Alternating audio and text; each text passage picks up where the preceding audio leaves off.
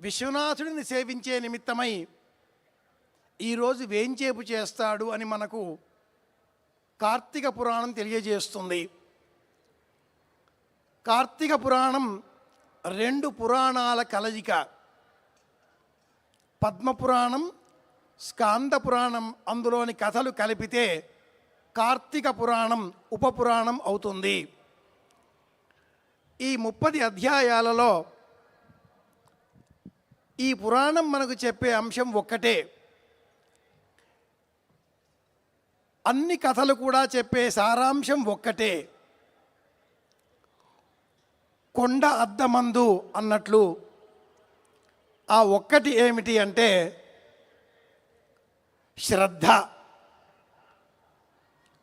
శ్రద్ధ కాస్త చిక్కన అవుతే భక్తిగా మారుతుంది.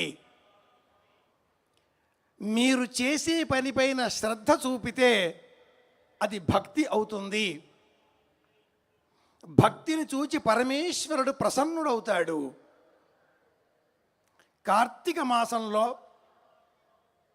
3 నామాల వారిని సేవించే నిమిత్తమే మీరంతా ఇక్కడికి వేంచేపు చేస్తే ఆ 3 నామాలు నిలువుగా ఉండేవా అడ్డంగా ఉండేవా అనే భేదం లేకుండా కార్తీక మాసం హరిహర మాసం కనుక ఈ వేదిక పైన గోదా రంగనాథుల కళ్యాణం మహోత్సవంగా రంగనాథుడే కీర్తన జ్ఞాపకం తెచ్చుకుంటే అంతా రంగనాథుడే, అంతరంగనాథుడే. అంతా రంగడే, అంతరంగడే.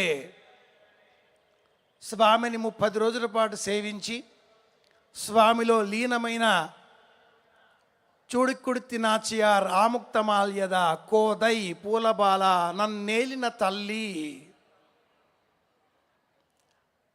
భక్త కోటికి ప్రతీకాత్మకంగా ఉండే ఆ గోదాదేవి స్వామిలో లీనం అయ్యకంటే పూర్వం అందించినటువంటి ఆ 30 పాశురములే తిరుప్పావై